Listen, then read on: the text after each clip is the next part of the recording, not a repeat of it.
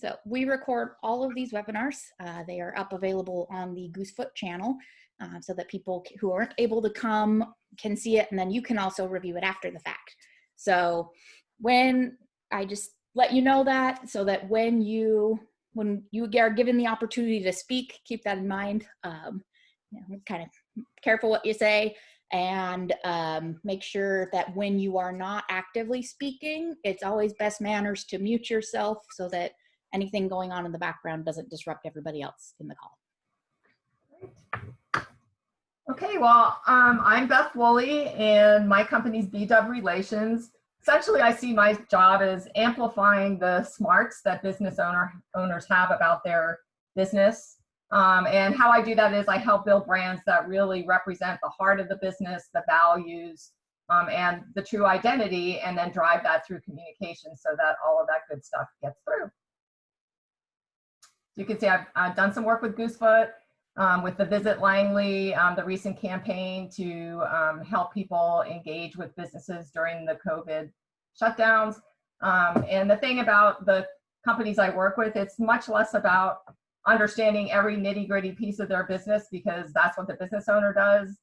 What I can do is quickly get to the heart of it and speak from the customer point of view.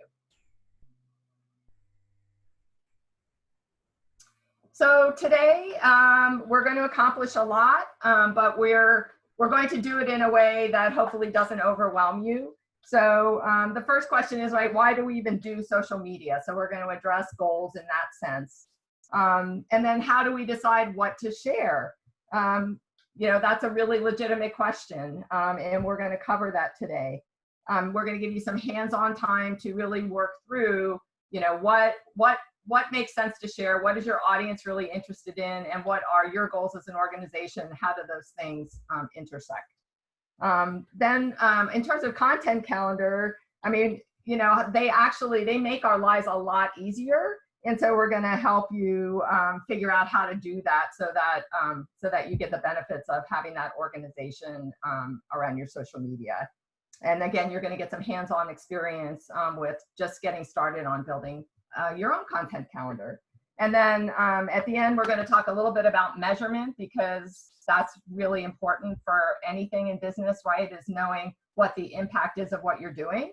And then we will have some time at the end to talk to each other and have Q&A and maybe even a discussion, who knows?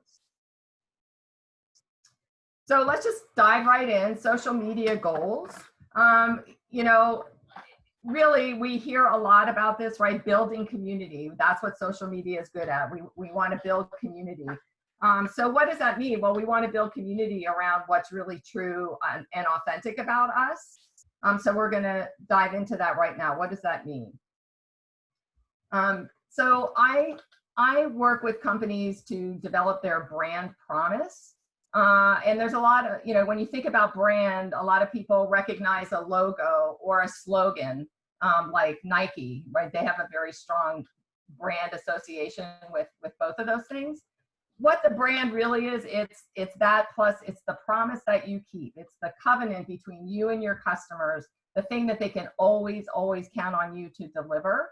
So it has a lot to do with their experience. So your brand is your promise, and it's also what customers believe about you based on their experience with you. And social media is very experiential, right? It's visual, it's verbal, it's, we're asking people to interact with us. So social media is a really great place to have those conversations. And then the other thing that's really important about brand is that it is manageable, that, once you understand what that nugget is, that is your promise, then you can drive that through both your operations and your communications. And that's what we're going to talk about today. So here's an illustration.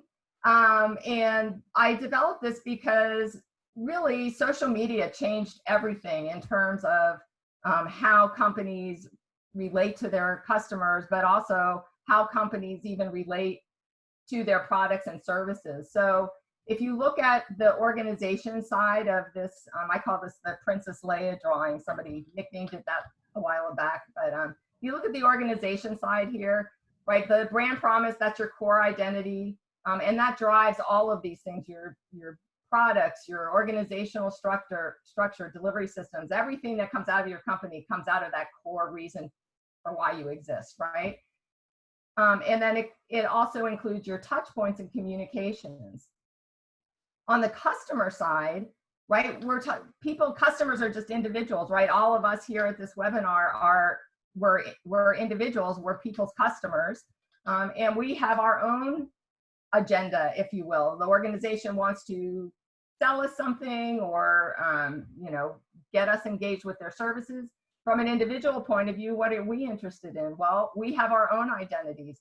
When it comes to products, we want fair price, we want good value, but we also want companies now to be aligned with our values, and we want a sense of belonging. This idea of community is really powerful in the world that we live in right now. So from the individual's point of view, we expect the companies that we do business with to meet certain requirements that we have as individual people. And so where our identity meets the identity of the organization is what we call the brand community. And this is where your social media exists, right? It's an exchange. It's a place and an area of exchange between your company, your business, or your nonprofit, whatever your organization is, and the people that you're trying to reach. So when you think really quick, Beth. Just so everyone knows, we will be sending these slides out to you, so don't worry about frantically trying to note everything down really quickly. Thank you for that. So when you talk about social media goals, right, we hear this a lot. Well, my goal is to build community. Like, well, that's great, but there are different kinds of communities, and Sami's going to talk a lot about that later in terms of really narrowing in on the goal for your brand community. But it is important to understand that what you do on social media absolutely is a reflection, or at least it should be, of your core promise, your core values, the individual and unique differences that you bring to the world out of your business. So when it comes to the communications, then it's really delivering what your individual customers want, what they care about, what they need. They want, you're offering them value. It's really not about you, which is kind of an interesting thing to think about. So what this leads us to is the idea that every communication that you send out there is a representation of who your company's identity, who you are. And the way to make every communication count is to make it relevant to your customer or to your prospect, the audience that you are trying to build a community with, that you're trying to reach. So again, you're trying to align with those needs and wants that your customers have. So, I mean, if many of us belong to several different communities, correct, in social media. I belong to business communities. I belong to bird watching communities, and each one of those has a very different role in my life, and the way they communicate to me is very different, and I would expect that. So again, from the company's point of view, from your point of view, you're trying to demonstrate the truth and good things about your company, your brand, and you're trying to do that consistently so that you can build relationships and create that community. So I'm just wondering if people want to throw this into the chat room, some of your own pet peeves about communications that you receive. Doesn't matter whether they're email or through social media, snail mail, whatever. I would love to see what some people's pet peeves are, if you can throw that into the chat. I can share my number one pet peeve is when I see a post or an email that starts, from a company that starts with, "We are so excited to la la la la la," and then so that's all that says to me is this post is about that company. It's not about the benefit to me. It's about that company's excitement. I want to know, why should I be excited? So that's my personal pet peeve. I kind of, as soon as I see "we are so excited," I pretty much delete that. I don't even read it. Craig says his is he detests broadcast Facebook private messages. Oh gosh, yes, that's a good one. That's a good one. JD said, once I sign up for whatever, and then I get overwhelmed with emails from those Yes. companies. Yep, that's another good one. I know one of my pet peeves is when almost companies are almost overly familiar with me on social media or by email. They're like, we know what you want. Well, no, you don't. Right. And another one I think that happens a lot is they ask you to take a survey that's, supposedly going to take you 5 minutes. And I'm 10 minutes in and I realize I still have half the survey to go. So I never finish the survey. So the point here is, right, it's so easy when you're stressed for time as a business owner or marketing person, whatever your role is, it doesn't matter, you're stressed for time, right? It's really, really easy to just go, oh, let me just throw something out there, and not really think about the effect it's going to have on the person. I think that all of these, some of these things are numbers games, right? They're just figuring if enough people click on it, somebody's going to buy my product. Well, but that's not going to build your community. So this is the lesson here, is to think about your audience and be respectful and relevant to what they need.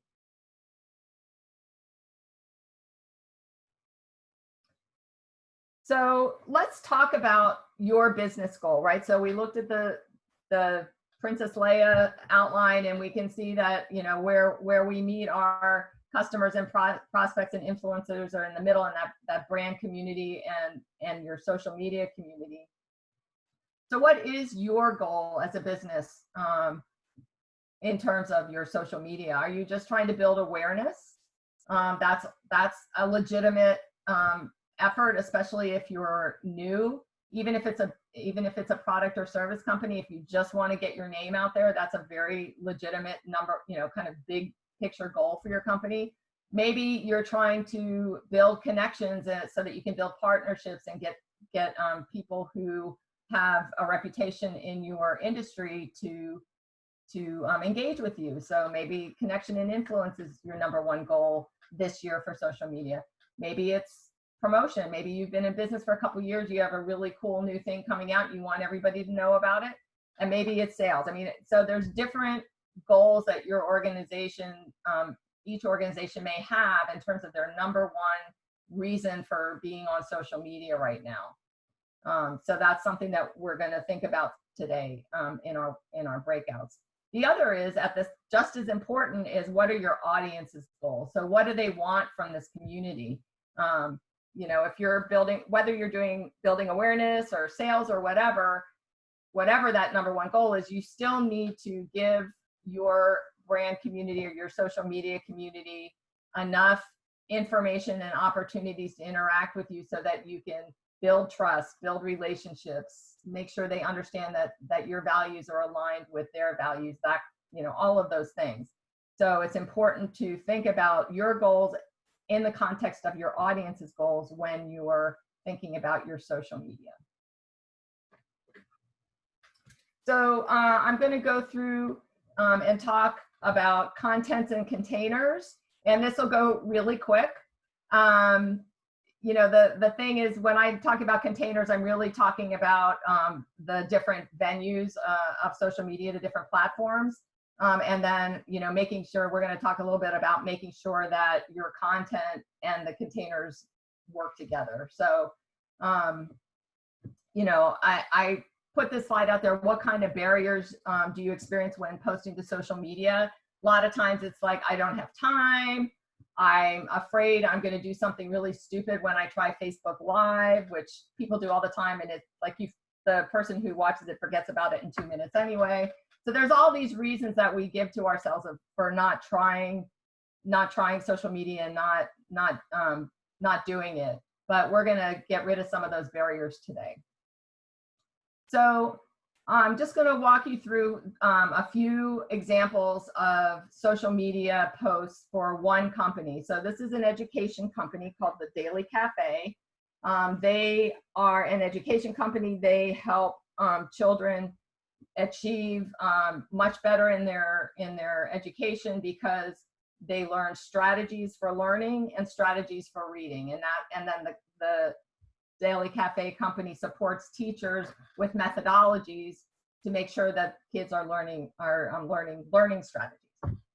So they're pretty active on social media. We have an example here of a Facebook post. These are all within a very short period of time. So we have describe your teaching week using 5 emojis. That's a very engaging post. It's really quick, goes nicely in the news feed. And then we have an ad in the middle here. This right here was an ad for workshops, and it was a carousel. So they told a little bit of a story in their ad, and the last button, people could sign up.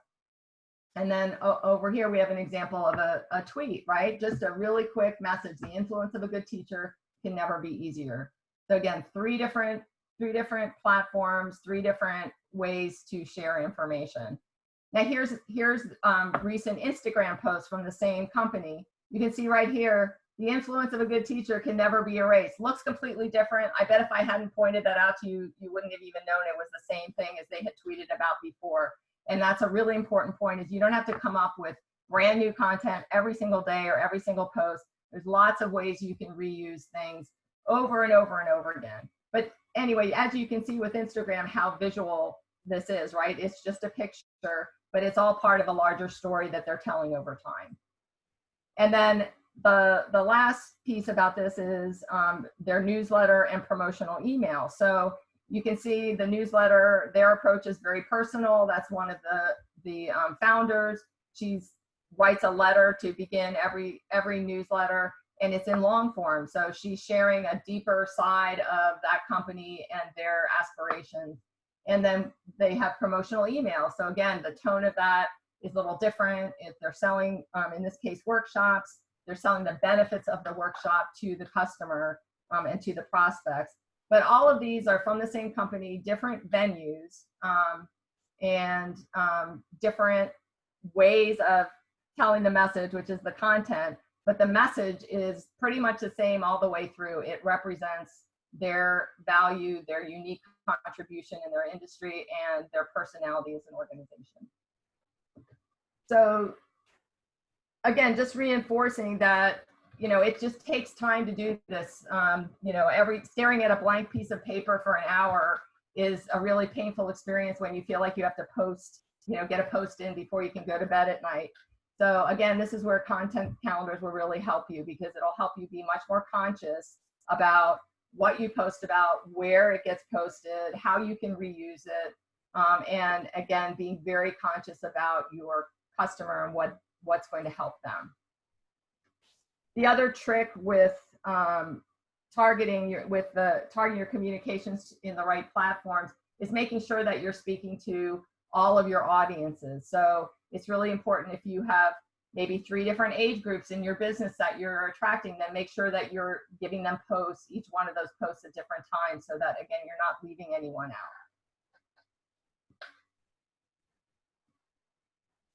So we are going to break out into groups, and we're going to spend about 30 minutes. I'm going to reclaim host real quick while you're explaining this. I'm sorry? I'm reclaiming host while you're explaining this. I can get a second. Okay, great. We're going to spend about 25 minutes walking through who your audiences are, which venues are the right ones for you, what are your audiences really interested in, how often will you post, and reasons to keep them connected. So hopefully everyone has the handouts that Sami sent out earlier, either in the fillable form on your computer or printed out.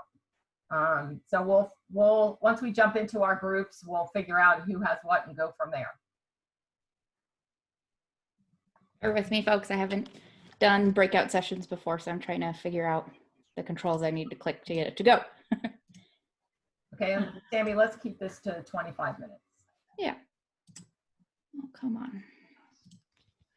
Sami, you can either manually do it or automatically it'll break it out into however many groups you want. Yeah, I'm just trying to find it's funny, when I was experimenting with this, I found the option to do breakout, and now I'm not remembering where that was. To even open Do I need to make you host so you can do it? No, I'm host now. Okay.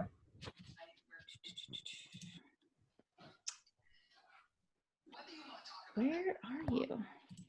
Yeah. It's so strange. I'm not. Participants, Q&A, polls.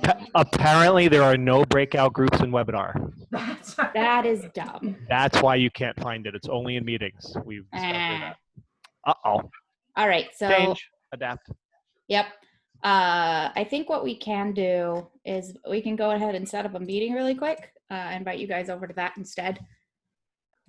Got it. No problem. Come on.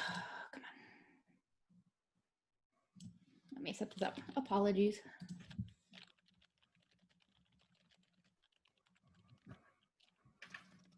It should be in here. I was just looking at this yesterday. Okay, yep, it is just showing up in meetings. That's annoying. All right, do we want to set this up as end this and set it up as a meeting instead, or do we want to just do it as a group here and just enable everybody to talk together? We only have 13 attendees total. Let's just do it here. It'll take less time. Yeah. That's my suggestion. All right, I am unmuting everybody. Yay. I do like people. Yeah.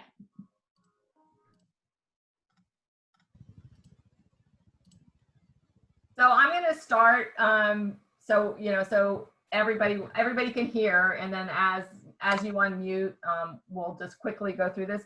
If everybody could just really quickly introduce themselves, and when I mean quick, I mean what's your name, your business name, and your main product or service. It'd just be really nice to have that information about everybody that's here, and then we're going to walk through the workshop handout number 1, worksheet number 1, the content brainstorm and brain dump. So who wants to just dive in? And well, why don't I just say, Alicia, will you start? Yeah, my name is Alicia, and I'm the owner and operator of Meaningful Movement Dance and Yoga here in Clinton. And Great. yeah. Amy? My name is Amy. I am the publisher of Whidbey Island Macaroni Kid, which is an online community calendar, one part of a national network, and we are committed to connecting families and individuals to community and vice versa. Awesome. Clyde? Yeah, I'm on the board of on nonprofit boards for Dance Theater, Island Shakespeare, and the School Foundation. So we're looking to do more things online. Awesome. Jane? Hi, Jane. Hi. I am 1/5 owner of Bayview Studio, which is in the Cash store. We're a movement studio. And also I have my own private practice, a business of Reiki and other things. So I'm sort of here for both.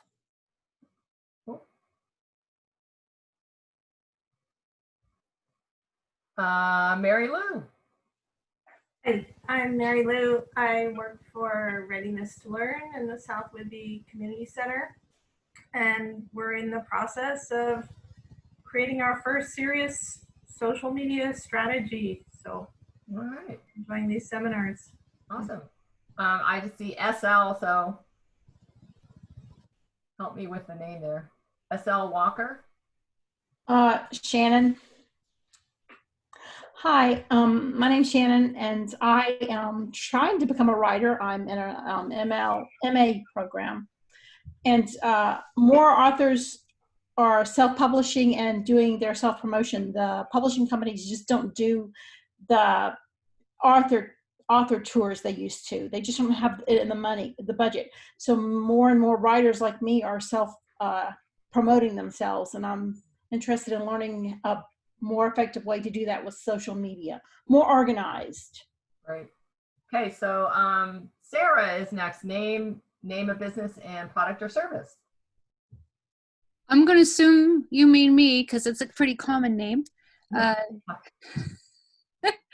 My name is Sarah Berger, and I am one of the other 5 who opened a bricks and mortar movement yoga studio at the Cash store just before a pandemic started. So I'm a pivoting entrepreneur who also happens to be a yoga therapist is my main business. I teach fitness classes on the island, but I also work one-on-one people who are in pain, would like to not be suffering. Cool. Amy Hanold. She already went. Okay. Well, it must be bumping around. Kara? I think we did. Hi, I'm Kara. I own a Woodby Play Center in Freeland, and we are a community ceramics studio. Cool. Craig, is it Weiner or Wiener? It's Wiener. Hi, Sarah. Hi, Clyde.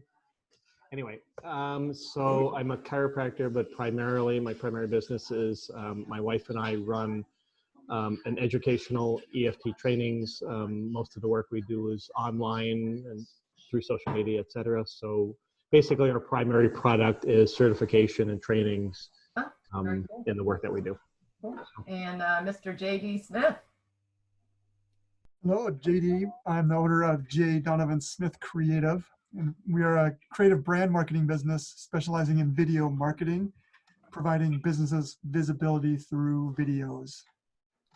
Awesome. Jessie?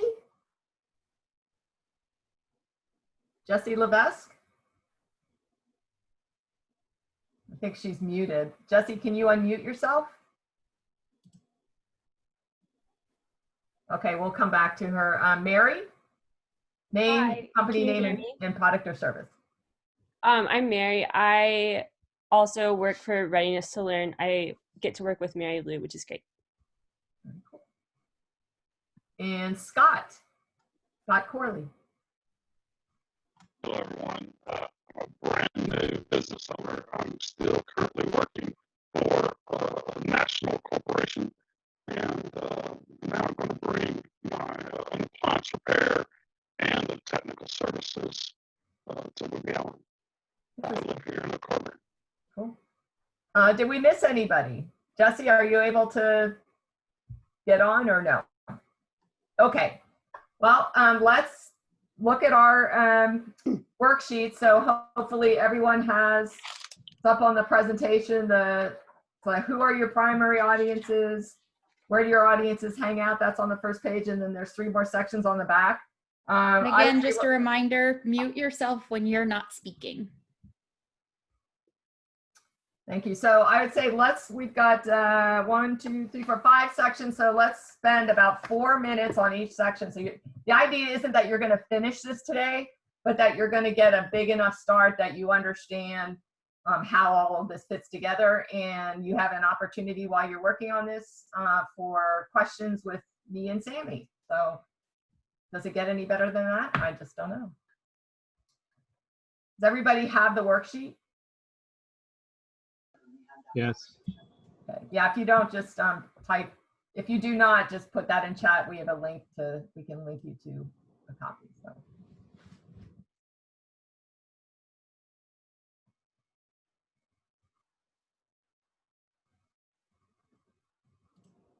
I think everybody's good for now, so you can take it away.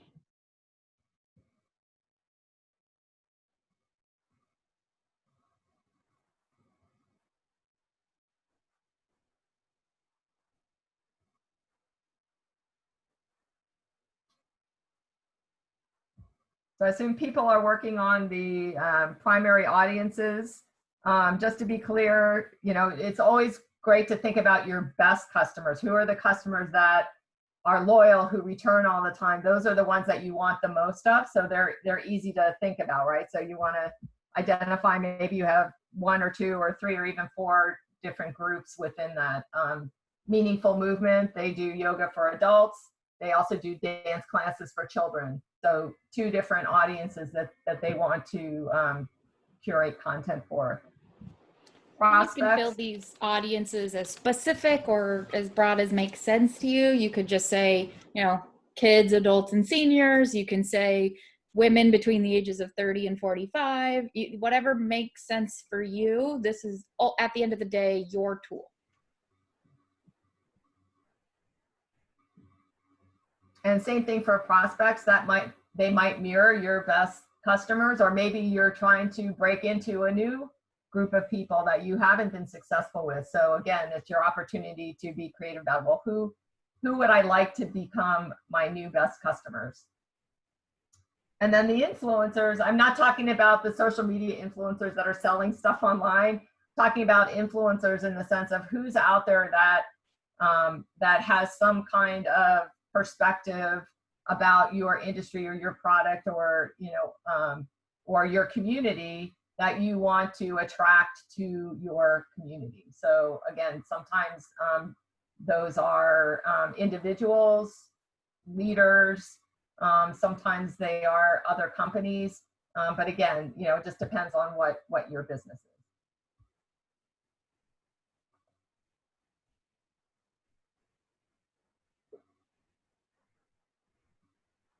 So I would say maybe spend 1 more minute on that exercise, and then we're going to move on to where your audiences hang out, if you have not already done so.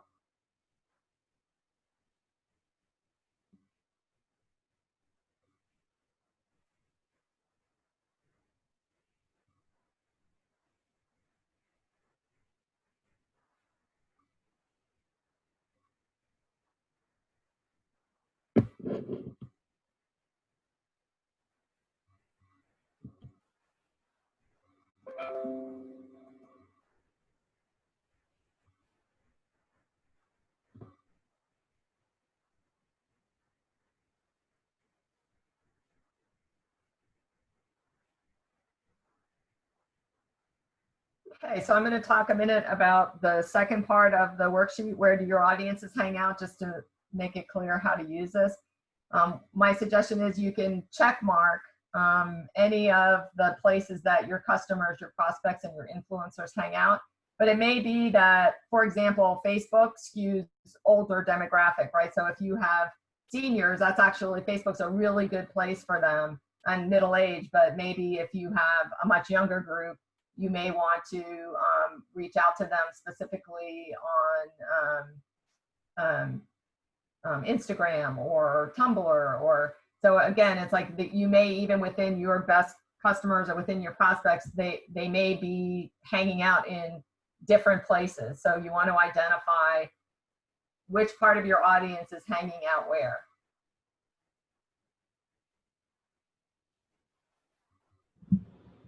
So and even though we're on kind of a tight timeline, like, again, this is meant for you guys. If you have questions or thoughts you want to share with the group, feel free to unmute yourself and let us all know.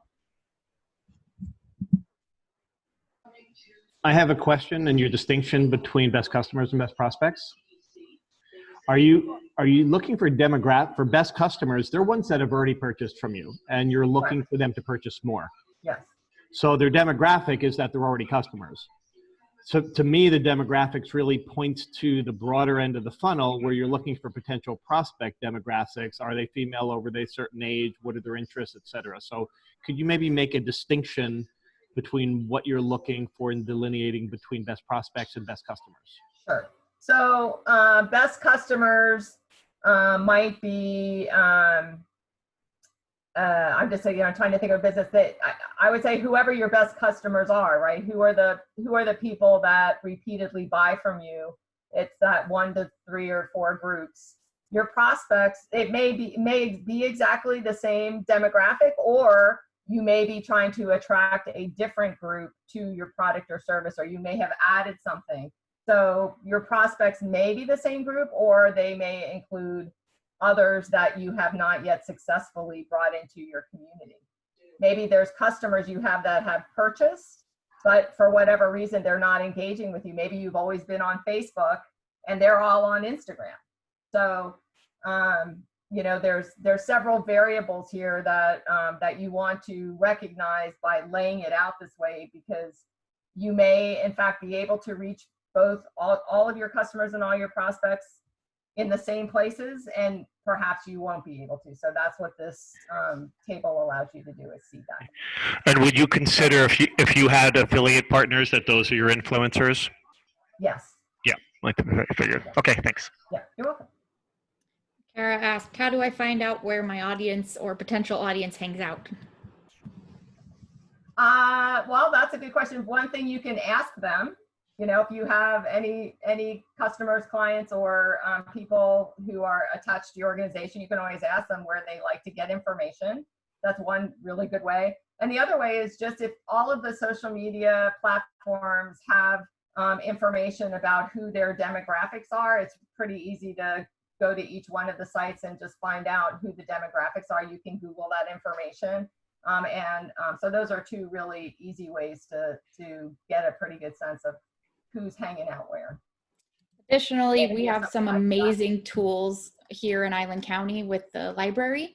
They genuinely amazing tools you can drill down, and I will actually be going through those in Saturday morning's workshop, which is Marketing 101. So again, free workshop, you're welcome to sign up, and that's on Saturday morning.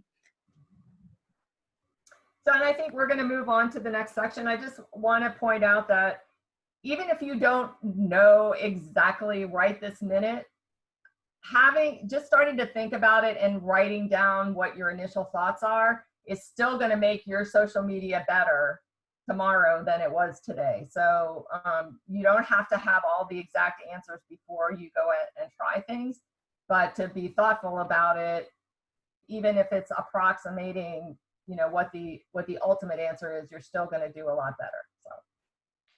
So let's move on to the next section. What are your audiences interested in? This is on the backside or the second page of the worksheet. You know, what are your audiences interested in? What do you have to share? You know, is your product, service, or engagement strategy, is it about education? Is it about fun stuff? You know, what are the things that your best customers, and this is a really good time to think about your best customers, what are they most interested in, and what do they want from you? And right, the intersection between that and what are you most capable of giving them? So that's where, you know, just check off some things that you think fit your social media goals and what your customers or the people you're communicating with, what their goals are. And then obviously we have a whole bunch of other on the other side. So there may be lots of things that aren't on this list that you want to share with them. So this is just an opportunity to brainstorm. Can I ask a quick question? Yes. This might actually be covered more in marketing, but my understanding of all the different platforms of social media is just pick what you're drawn to and stick with it and do it well. Is that still the case, or do you feel like, no, you have to do this, this, this, this, this, this? So, well, I think those are actually two different questions. Okay. You pick, I mean, it's always best to pick where your target market is, right? Even if that's not your favorite, it's where your people are. So that's the one you would be most productive for you and most productive for the community you're trying to build. It is so much better to do one platform well than do three platforms poorly.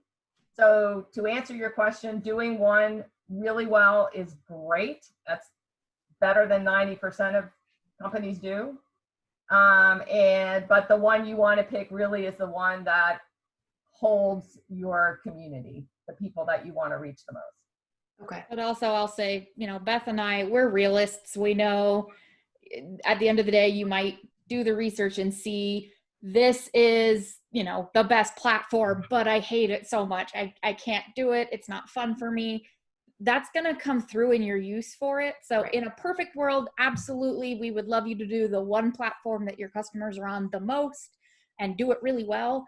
But, you know, if it's pulling teeth for you, I would rather you do something that you're actually going to stick with and be successful at than force yourself to, you know, use a platform that you just hate and you're going to stop using it at all in a small window of time. Yeah. Yeah, maybe hire somebody to do the one. Yeah. Craig asked if I can't attend this Saturday, when will 101 next be offered? I haven't set the schedule yet. This Saturday and then next Thursday's Intro to Food class are the last ones on our schedule. We usually take summer off because everything is insane and everybody has 50 billion things to do.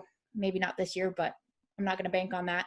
But it will be recorded and up on our YouTube channel after the fact as well. Okay, great. All right. Let's tackle the how often will you communicate, which gets to some of what Sami was just talking about. Don't put down daily if there's no chance you're ever going to be able to do that. A good communication once a month is better than two questionable, fly by seat of your pants communications a week. So really, this is really about thinking through what is your capacity and how often do your customers or your prospects, your community, how often do they really want to hear from you? So again, it may be that part of your audience is in one place and has different expectations than another part of your audience. And for simplicity's sake, again, if you're trying to start with what's realistic for you, that's where you need to start. You can work your way, once you get comfortable with something, it gets easier. So then you can add more platforms later. So this is your chance to be honest with yourself about what you can really do and what your customers really, what your community really wants. Paying attention to that platform is so important. Even if you look at the large corporations that have entire departments just to do social media, they will post several times a day on Facebook. But if you post more than once a day on Instagram, you're not going to get any traction. It's just how the platforms function. So, pay attention to what you can do, what your audience wants, and what the platform you're using, what the customs are there.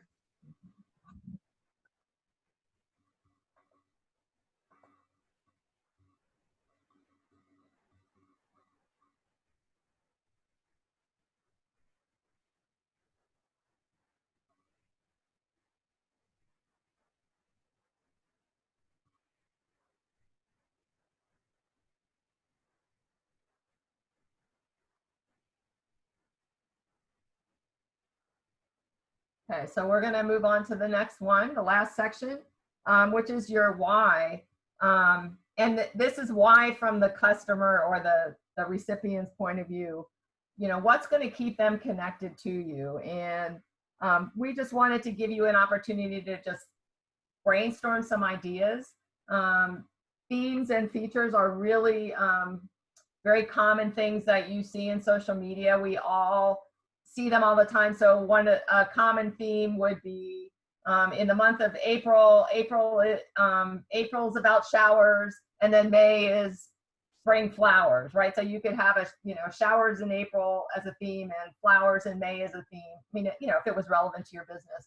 And then your posts throughout the month, not every single one of them, but a lot of them can be just around the theme that you've chosen for the month. So theme helps you, it narrows down your choices, right, of what you're going to post about, and helps you make decisions and have a consistent presence.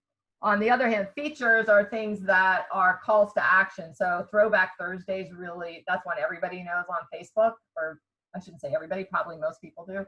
So on Thursdays, people often will post pictures of their high school picture, or their baby picture, or their grandparents' picture, whatever it is. But images from long ago. It's just a great way of getting people to, that feature gets people to post things. So you have opportunities like that too. You can pick a feature that gets people to interact with you. So we're just going to spend a couple more minutes, see if you have some quick ideas about themes and features that might fit your brand promise, your social media goals, and the things that your audiences are interested in.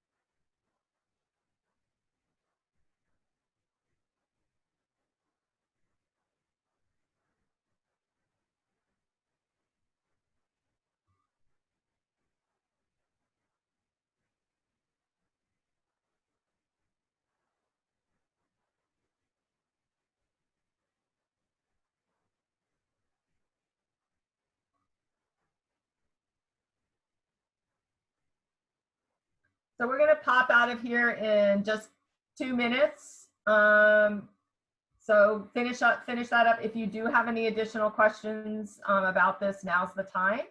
And then we're gonna really get into the meat of the content calendar after this. But now, you know, hopefully now you have some of these important concepts surfaced in your brain, and maybe some creative juices flowing as well. So. Beth, I have a question. Okay. Do you have any more feature examples you could give? Like Throwback Thursday, I know some people do like Motivational Monday. Mm-hmm. Are there any others that, I mean, those are all I can really think of right now, but I like the idea of that. Well, so the education company that I showed you before, they did, you know, tell me how your teaching week was in 5 emojis or less. And they would do that every Friday. Okay. So it's, you know, you get to decide. Maybe for you, it's like, what, you know, tell me your favorite dance moment for the week. You know what I mean? Or what song made you dance this week? Okay, awesome. That's the fun thing. You can find a list of suggested kind of feature themes online, but you know, it's really fun when you make up your own. You know, like you said, there's Throwback Thursday, there's Motivational Monday. You can find ones for every day of the week. There's Sunday Fun Day, Selfie Saturday, literally anything you can think of. There are pre-existing ones, but you can also make your own. Yeah. And the key is with the features, right? Then you have to do it on a regular basis. It only works because people then they expect it's like, I love that on, you know, when I'm in Saturday afternoon after I finish my chores, I know that, you know, I'm going to be asked to share, you know, what made me dance this week. And I can, you know, and the people look forward to that, and they'll just type that in because it's really easy. So you do have to be very, very consistent about when you post features if you expect people to respond. But and it takes a while to get response. You can't post it once and go, well, nobody responded. You have to do it over and over and over again before you cry uncle. Okay, thank you. Can I offer something that could help you with themes and features that I do? Sure. So if you go to the website for the National Days calendar, you'll find out that yesterday was National Egg Roll Day. I believe tomorrow is National Loving Day, celebrating when the court system ruled that interracial marriage was okay and legal. There's lots of themes that come up in the National Day calendar that I've used to develop my yoga classes around, and also to realize, oh yeah, that's a big thing that I can promote such and such with by telling people about. Yeah, the internet is awesome for these kinds of things. It's like, you know, like the examples that I put on this thing. June is African American Music Appreciation Month, National Oceans Month. I mean, I just Googled, you know, what are some things in June? So Sarah, that's a great point that you use the internet to find things, and then make sure, right, pick the ones that are relevant to your business and organization, not just that you like them. Mm-hmm. But it's specifically, you can go to the National Day calendar website, and it lists what's the theme of the month according to the World Health Organization, stuff like that. Yeah, very interesting. Okay. All right, well, we made it through worksheet 1, and we're gonna talk to you some more, and then we're gonna get to worksheet number 2 before we're done. So Sami, you wanna share your? Sure, give me just a second. I'll verbally answer instead of typing. Somebody asked, how do you analyze the effectiveness of social media content? There are a number of tools, and you know, every platform has their own analytics, and we are actually going to talk about that at the end of this workshop, so stay tuned. That's a great question, and very important question. Yes. All right, so let me get this big. I'm too far forward. So you have one more slide to talk about, Beth. Yeah. So I mean, again, I think I just summarized it probably before we left. The whole point of doing this worksheet, again, I mean, hopefully you can take this with you and continue to think about these very important parts of thinking through which content and which platforms are containers. This is kind of your springing off point, right? You do your brainstorming, and then you have to kind of convert it into how you're actually going to implement it. So that's what Sami's going to be talking about the rest of this. We will talk about tracking. I think that was Sarah who asked that. And the other piece to this is accountability. The whole thing that makes content calendars work is that it's on paper. You have a plan for what you're going to do week to week, month to month. So that gives you the opportunity to be accountable to yourself or to your company for getting it done. That's probably the number one barrier to doing social media, right? Is you forget, or you just get too busy and then a month goes by. So the content calendar is your accountability partner. And then the most important thing is whatever you decide to do, it has to be doable, right? So the calendar's under your control. You adjust it to meet the needs that you have as a person, as an organization. Take it away, Sami.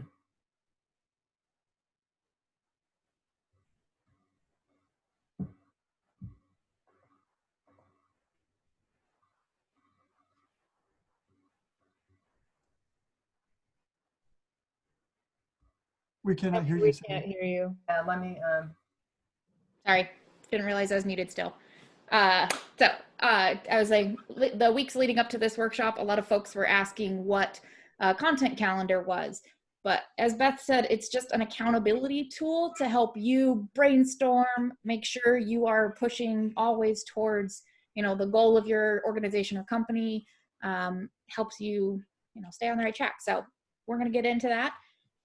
Raise your hand if you have experienced any of these. If you have ever come back to your social media account after weeks or months of inactivity and felt embarrassed, or you've looked at a blank post. I'm not going to read all of these. You guys can read them, but please, the point of this is just to tell you, you aren't alone. Every single one of us who deals with social media, and honestly, content in general, we've been in one of these positions. We felt like we didn't have anything to share.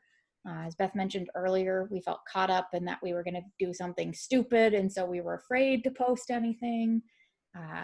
We got something cool in and we posted all of the stuff about it all at once, and then we were back to the same position of not knowing where to go from there. So the reason that content calendars are important is to help you make sure all of your marketing efforts have the same end goal in mind, that you're actually trying to move towards some end point, whatever that is for you. Again, it might be education, it might be awareness, it might be sales. You know your business better than we ever will, but you should be going towards that in a general fashion. Otherwise, you're going to inevitably end up feeling like your social media was a waste of time, that it didn't do anything for you. So staying on track helps you actually reach the goal that you really need for your business. It can help you plan ahead to better use your time and assets. I don't know about you guys, but I was telling Beth before this, I had a client ask me, hey, we forgot our anniversary was yesterday of the business. Can we post something about that? If I had known that going into it ahead of time, I could have gone out to their place, taken some really cool pictures. I could have searched through the archives to maybe find news articles. I could have done something really cool to share. But since it came up 2 days after the fact, I had to scramble to just put something together, and it wasn't as good as it could have been. Conversely, I had another client that used to get really cool pictures done of their products, their catalog, and then they posted all of them. It had about 30 posts in about 2 days. Facebook won't show everybody all of that. It'll show them a few of them, and then the rest of them, unless they go to your page, they're going to miss it all. So they weren't using their assets. And by assets, I mean pictures, videos, articles, anything you've made for yourself. They wasted all of those instead of using them effectively. My favorite thing about content calendars, it is a great tool to combat writer's block. I'm sure you've all experienced that, where you're just kind of staring at a blank page and you're going, I need to post something. I haven't posted something in weeks, but I have no idea what to post. I don't know what to put out. The content calendar is a great tool in that moment to go back and go, oh yeah, I thought about this before when I wasn't, stuck when I was more sure of myself, I can post something about this. That's a great jumping off point. So it's a great way to just get yourself inspired and back on track. As I mentioned earlier, you don't have to miss an important date. Nothing goes by, you know, anniversaries, customer appreciation dates, anything that is really important to you, specific holidays or festivals, specific, you know, the start of the tourism season, whatever makes sense to your business. If you've got that on your calendar and you keep your calendar somewhere you can regularly see it and reference again, that can help you make sure you didn't forget it and then have to scramble to catch up. It can also help you deepen customer relationships and understanding. I've heard from a few of you in this workshop already, and I've heard it from my social media classes as well. Some of you feel like you don't understand your customers. You don't know what they want. You don't know where they are. You feel like you're just putting stuff out and shouting into the void. But a content calendar can help you not only plan better, but because you have a plan rather than just kind of shotgunning it, you can actually analyze and see, you know, what's working, what's not, what can I do better next time. And you can use data and analytics, which again we'll talk about at the end, to actually see what you need to do better and what's really working for you. And then also just helps you stay consistent. Beth showed you those examples earlier of different messages for different containers, but you can tell they all came from the same company because they all have the same spirit. They're all, you know, towards the same thrust. When you're more reactive, when you're posting as things occur to you, it can sound a little scattered. It can sound like it came from 20 different people because you were in totally different headspaces every single time you posted. But when you stick to a schedule and a calendar and you know what you're doing, it can help you stay consistent. So no matter what you're talking about at the time, whether it's feeding into your current theme or overall goal, each post still looks like it came from you.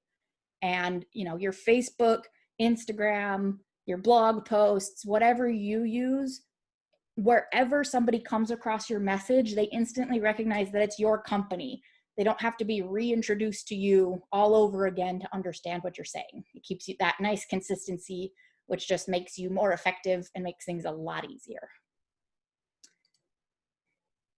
When you're approaching planning a content calendar, I will say this right up front, and I know this frustrates some people, there's no one right way to do a content calendar. It's going to be different for you, and I'll tell you why. Because every single person in this class today, you all have very different businesses. You all have very different audience groups. And more importantly, you're all different people. Your brains work differently, your values are different. So I've broken down creating a content calendar into 3 main buckets. You can use whichever one makes more sense to you. I'm not going to say one is better than the other. These are not in order of what I would recommend. Pick one that makes sense to you. So first off, we're going to start kind of from the ground up, building around key moments. When you're doing this, you're going to sit down and you're going to think on the post level. What's the really important moments or thoughts for your business or organization? These are going to be your individual posts that are the most important. So like, again, I was saying, is there an anniversary of your business you need to celebrate? Is there specific important tourism dates? Are there industry events within your industry that you need to tie into? For example, I know a lot of media companies tie really well into South by Southwest.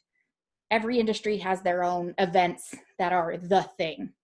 So you're just sitting down and you're thinking on your calendar, what's the key points you cannot miss for anything? You have to hit these dates.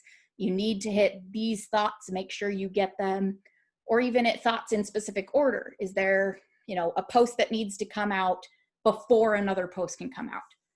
Whatever makes sense to your organization. This is really just focusing on the individual post level first, and then you build on top of that.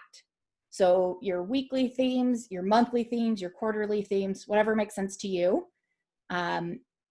what can you build around those core tenant posts that you already laid out? What can you build around them to meet your organization's needs and also your customers' needs? Is there a theme that pops up from specific dates or posts you really want to talk about? And that can give you inspiration to talk about things the rest of the time period. Again, week, month, quarter, whatever makes sense.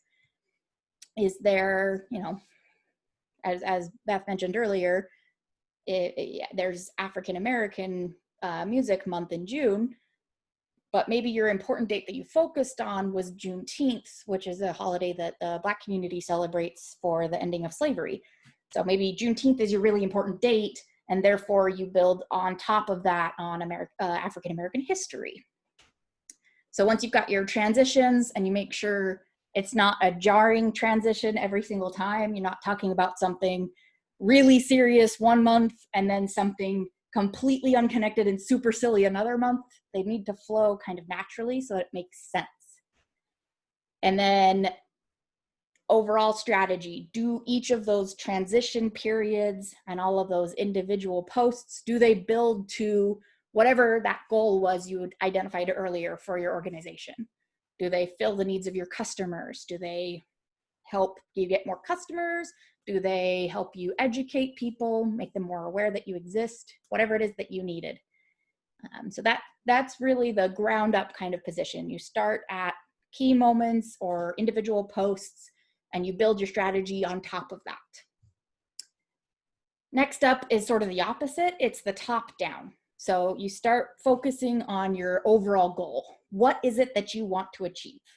I'm not going to talk about that too much because we did talk about that earlier in the workshop, but what of your purpose for having your business, for your purpose of making any of these outreach rather than just existing in your store space, what is it that you're trying to do with that social media? Do you want people to be aware that you exist? Do you want them to sign up for something or buy something specific? You know, what is it? What's your end goal? What are you hoping people to do? From there, you go down. Is there a certain order of steps that they need to take? You know, education. In grade school, we were taught a simple concept and then we built on that year over year. Same thing if you have any sort of educational focus to your business or organization. Is there a specific actions that folks need to do in specific orders? What is that? And what do they need to do to arrive at the destination you want, which is that end goal up here? What does a successful customer look like for you, and how do you guide them along to that? Once you use that to kind of focus in on your, again, month or week or quarterly goal, your theme, then you start drilling down into specific posts. What is a small actionable thing they could do that specific day or that specific week in order to eventually end up at your end goal? I think the education company Beth used earlier as an example is a really great example of this. The end goal, correct me if I'm wrong, Beth, is to get folks involved in the organization and signed up for their programs and their classes. So therefore, they have specific, you know, focuses within certain windows of time, and then they have specific posts that focus in on, hey, think about your week and how it went or how it could be better, or, you know, hey, look at this class that can help you get into the organization and start improving your skills. So they're focusing down on the smaller actionable things because nobody can jump into the end goal right from the start. You have to kind of walk them along to that. So that's sort of the top-down strategy. For some of you, though, you're maybe not trying to do anything that lofty. You know, your end goal is just, I want people to come here. I want people to sign up for my classes. I want people to buy my clothes. Whatever it is for you, if none of these two first strategies really make sense to you, you kind of balk at it, you can always go the themed fun way. So you can approach it as, you know, what kind of themes for the month or the quarter or whatever can I pick that would be engaging to my audience? What is interesting to them, but is still relevant to my business? And then you can either go down to specific posts, you know, what you've got your category like April showers or May flowers. What specifically could you talk about within that category that would be of interest to folks? Say you're an environmental organization. Under April showers, your posts could talk about building a rain garden, or how rain affects the environment, or whatever makes sense for your organization. And then, or you could also go up from that based on how the chosen themes all work together to actually reach your end goal. And then also just making sure you're tracking which ones worked, which ones didn't. Do you want to repeat them? Do you need to change anything? So you can really approach any of these that make sense to you. Again, there is no one right way to do it. So I have some example calendars based on each of these different strategies. First off is building around key moments. This is probably the most technical one I have, but it's focusing on individual posts. So this organization puts out a specific social media report every single year. It is coming out in April. And so all of their posts are kind of centering around that important moment in their organization, which is the publishing of this report. They want people to read it. They want people to look at it. They want people to share it. So because of that moment, they build their themes around that.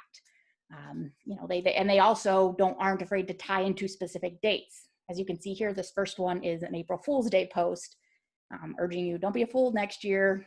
Check out the statistics. And I don't know if I talked about this yet. They have different messages for different platforms, because you don't use in an ideal world, you can absolutely post something to Instagram and automatically share it to Facebook and Twitter and Tumblr and other platforms. But the reality is all of those platforms have their own voice. They have their own regular strategic uses. So you should be adapting your message slightly to fit whichever platform you're using. And you can see here, they all have the same core message, just the layout is different. The things they're saying is different. They have more text on Facebook and less on Instagram, more hashtags on Instagram and less on Twitter. So you're going to tweak it slightly to whatever platform you're actually using. And then I've got the example one we will get into in the next handout. It has a notes section where you can leave notes for yourself, such as specific infographics you need to make for your particular post to go over well. If you need to get any pictures, you can call that out to let yourself know in advance. And I will say, even if you do this, there's two things about individual posts you need to keep in mind. I guess there's probably more than two. First off, you can never plan for everything. You're going to need to have some wiggle room in your schedule. I'm not telling you, if you go this way, building around key moments, that you have to write out every single post you're going to share for the entire year. I'm not expecting you to do that. That's a little ridiculous. You just need to call out a few key points, and then that can help you inspire and jump off other posts around it. But you will need to do some wiggle room. Things always pop up that you never could have saw in advance when you were crafting your calendar. For example, did any of you know that COVID-19 was going to happen? Probably not. It changed a lot of strategies. I was telling Beth before we started this class, but back in March, I had just finished up our Earth and Ocean Month promotion. I built the calendar. I had made all of our social media assets. I'd printed out a stack of flyers for people to take. And the next day was the stay-at-home order. So I had all of this planned for April posts, and I had to toss all of those out and change it because it wasn't feasible to do in-person meetings anymore. So you have to adjust on the fly. You have to give yourself some wiggle room to, if something occurs to you, something cool happens, something not cool happens, don't be afraid to go ahead and make a post on that. You don't have to adhere strictly to this schedule. You can't say, well, I don't have it on my calendar, so I can't talk about it right now. That's not true. You can absolutely adapt as things happen around you. Next up is top level down.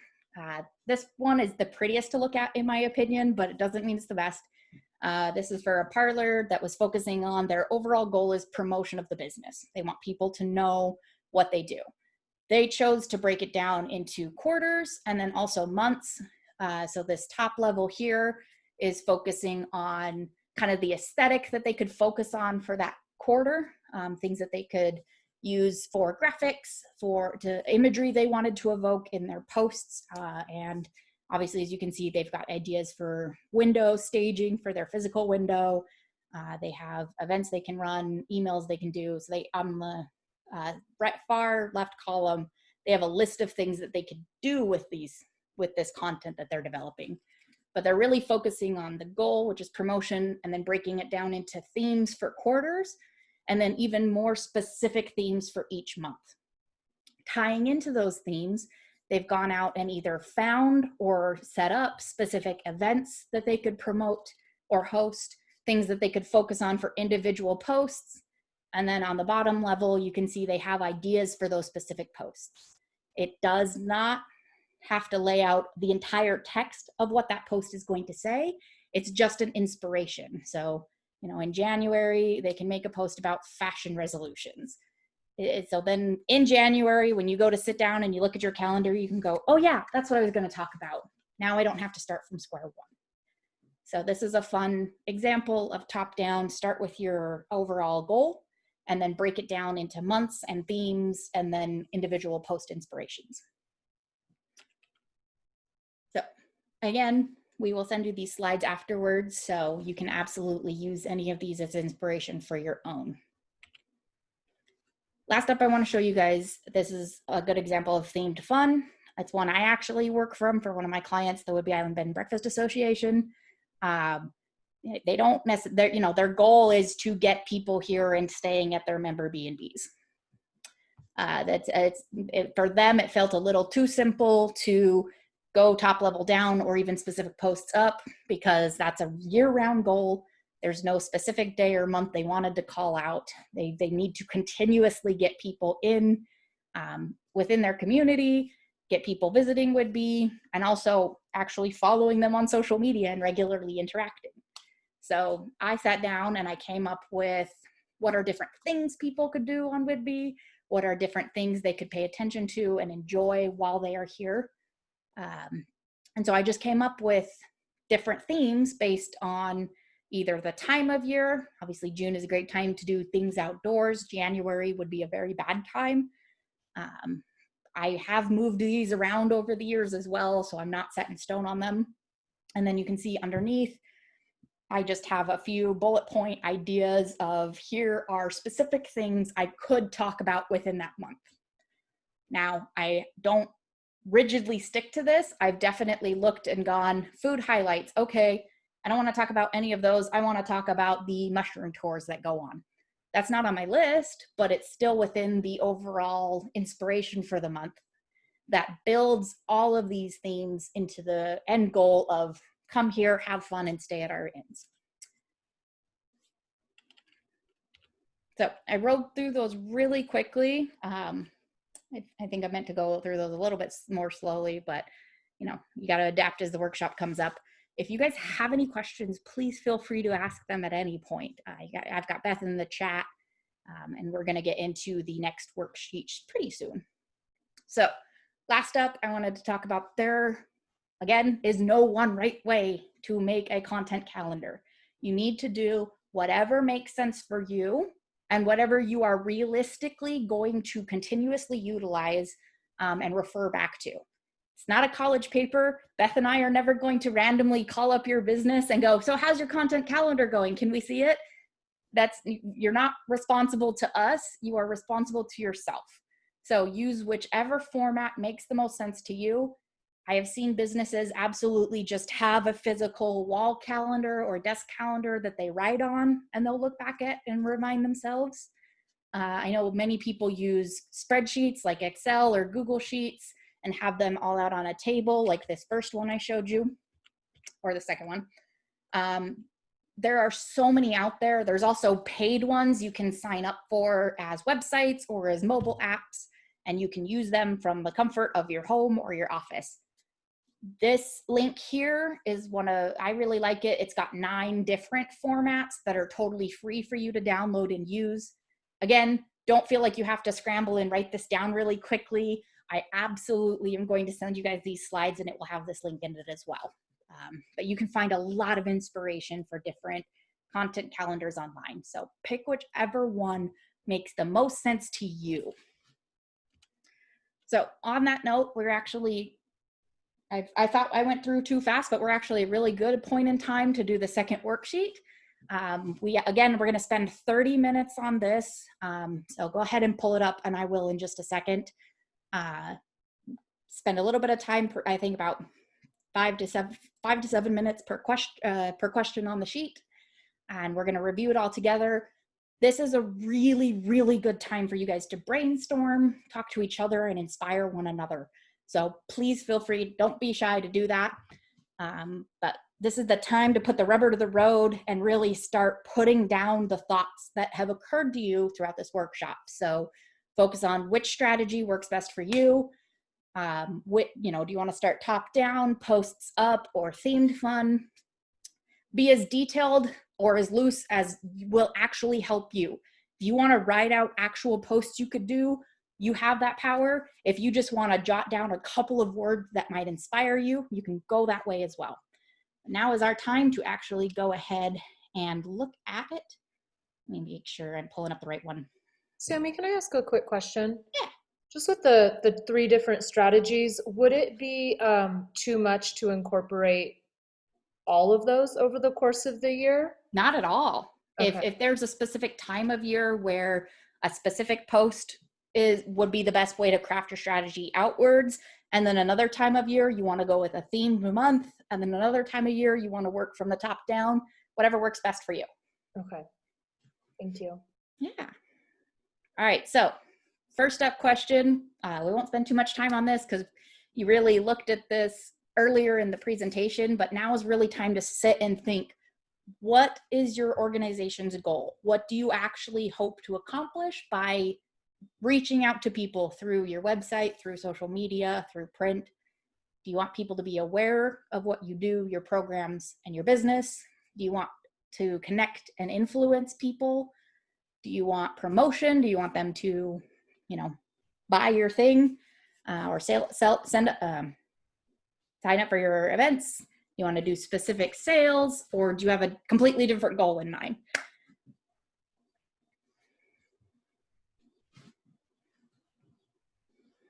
Gotta stay hydrated.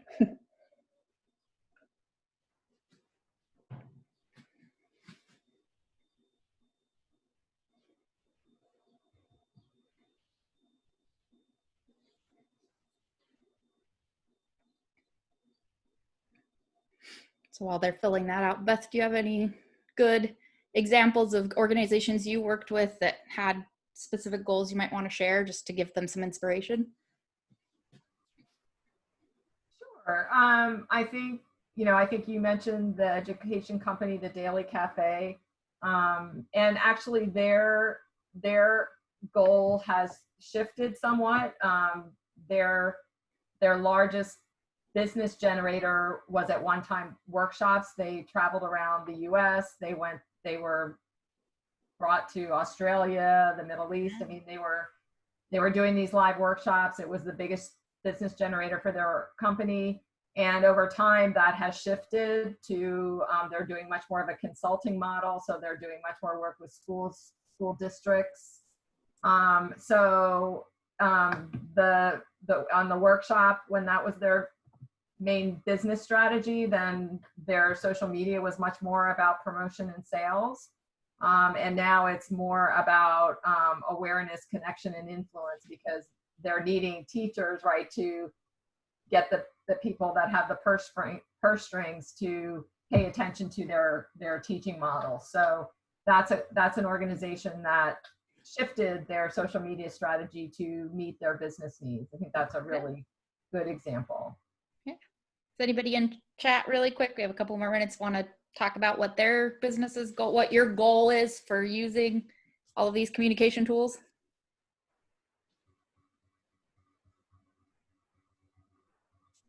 You guys are a quiet bunch. They're working. Yeah.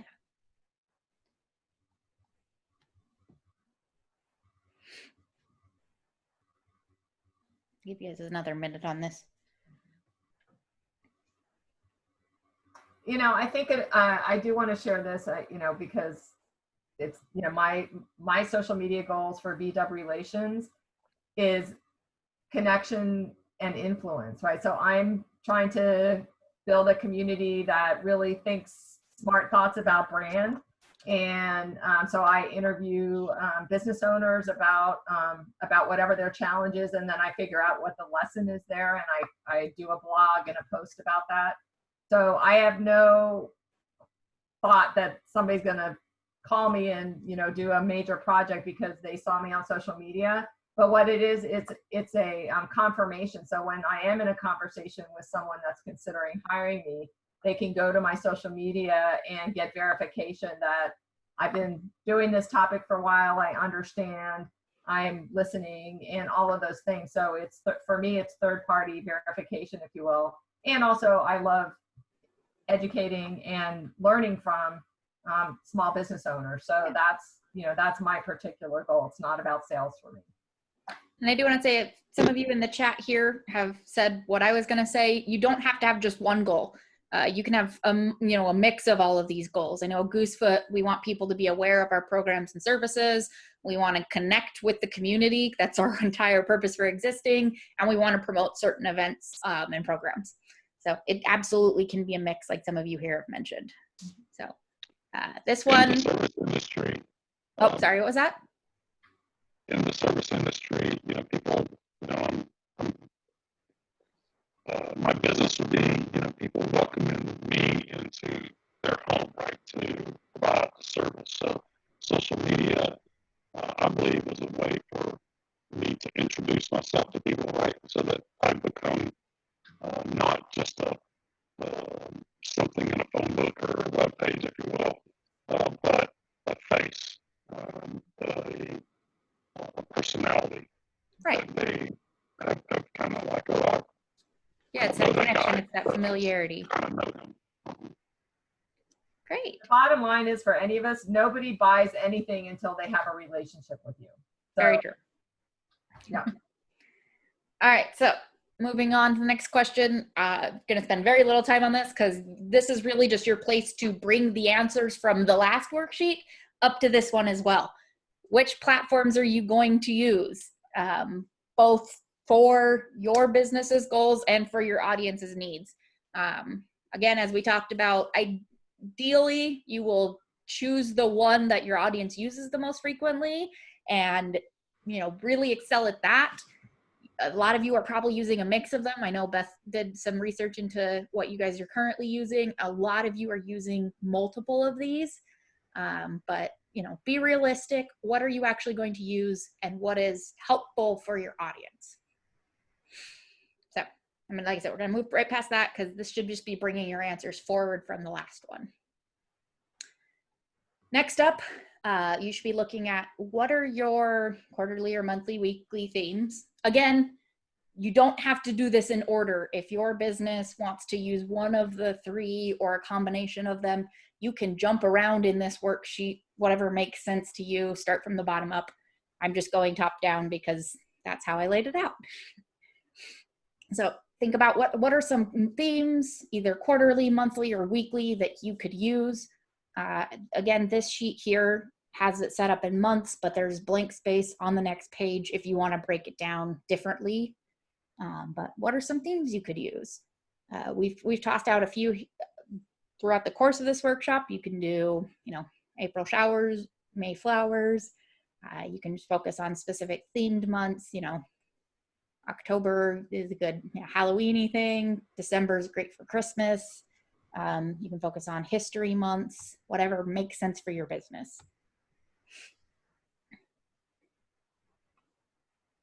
And if you guys feel like sharing any themes that you currently use or that you'd like to explore more, or something that maybe you've heard about and you can't personally use but might be useful to someone else, you know, this is your guys' time to brainstorm and interact with one another. So do not be afraid to share.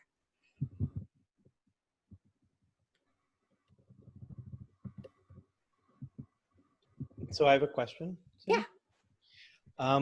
If you have a type of business that's a recurrent cycling, so it's not like once a year you have this event. Right. Let's just call your workshop person. Right. So maybe there's a workshop in different locations or online every 6 weeks. Right. Or every 8 weeks, et cetera. So are you looking at, on one hand, if you're using social media, you have a recurrence, but it can also get overwhelming because you're seeming to do the same promotion over and over and over and over and over again, because it's a not exactly that way, but right. There's a cycling. So if it's not, you know, the Airbnb, yes, it's all about getting customers here, but you've got different events and different right. seasons, et cetera. But if it's really about the same training, the same workshop, et cetera, I'm just curious if you can add some thoughts when you have a recurrent cycling similar pattern, how to mix that up, shift that, change that, et cetera. So I have a few thoughts on this. First off, from my experience working with small businesses doing social media all over, you are always going to get tired of your content before anybody else is. They will look at your post, they might like it, they might comment on it, they might sign up for your workshop, and then 2 weeks later they forgot. So it is definitely not taboo to share the same thing over and over. You have a much longer memory of your content because, one, you had to put the mental space in to think about it, and you had to see it every time you posted it, every time you shared it, every time you looked at your analytics, whereas they saw it maybe once. No social media platform will show it to everybody all the time, so you catch different audiences every time you post it. And also, people don't see something unless they are already receptive to it. I might objectively know that Alicia does dance classes, but I'm too busy right now, so I completely skipped over the post when it came in my feed. But this summer, things slow down for me, and I'm feeling like I need to get fit again. And then I see her post, and I finally recognize it. I don't skip over it.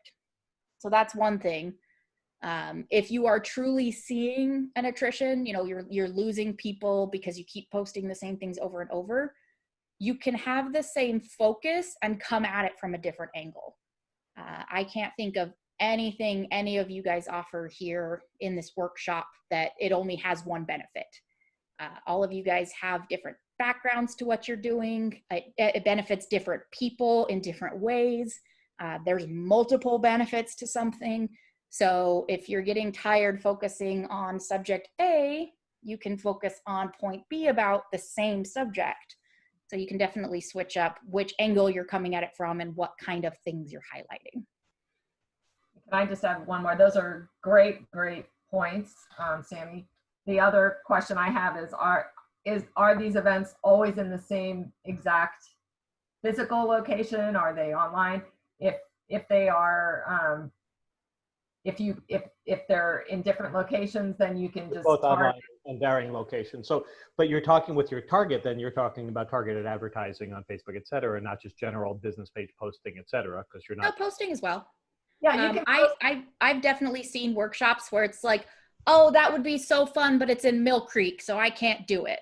And then they'll post about the exact same workshop, but this time it's coming to Langley. Great, I can make that, so I'll actually pay attention to it this time. Understood. You just can't target, you're only targeting based on your Facebook advertising or your shared posts, et cetera. Not necessarily. The library doesn't tend to do very many ads. It's just within their regular posts that they make. Got it. So you're broadcast posting, and who's going to see it's who's going to see it. You're not targeting it per se. Right. You have no control. Yeah. Yeah. Okay. I usually do a mix.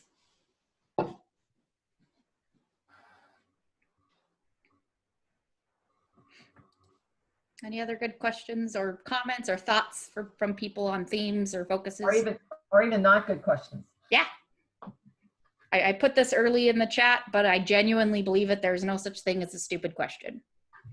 I guarantee you, if you're having a question and you're like, this is probably dumb, there's probably at least 3 other people in the class that have the same question.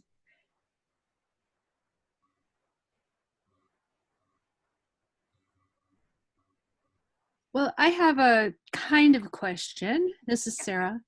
So I'm looking at the months of the year ahead, and I'm coming up with the themes that I want to have as my focus because they offer one educational opportunities, topics for education that my people will be interested in, and actionable items related to that education that will be good for them and everyone around them and all of us. And so do you ever also have like an overarching theme to the year? You know how there's the Chinese year of the rat, etc. The different layers of themes, can you touch in on that? Yeah, Quarterly, so monthly, weekly, how does it all play together? Is there a natural rhythm to the seasons that you've seen works well? it really depends on which kind of a company I'm working with.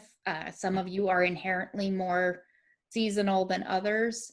For some clients I've worked with, the theme is just to give me inspiration, and overall it plays into one big thing. But I've definitely worked with businesses that were highly, focused on specific times of years. And so I've absolutely done like, here's a weekly theme and all 4 of them are some different aspects of this month. So I have an overall monthly theme, and I've arranged it where, 3 months in a row will have similar thoughts or themes behind them. And so that ties really well into a quarterly theme. Trying to think of good examples. I think Goosefoot does a good job of this. We tend to do workshops within quarters, but then specific months will have focuses on different, subjects. Although, we obviously do the base level classes really early on, and then each individual class has its own specific focus. But a month will have, this month's focus is intro.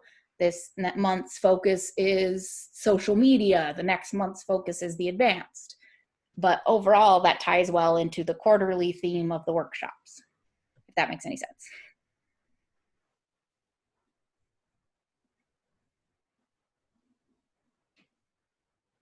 I think I have one more. where the fun really actually comes in, right? Is you get to sit and noodle about this stuff. Your audience and your business.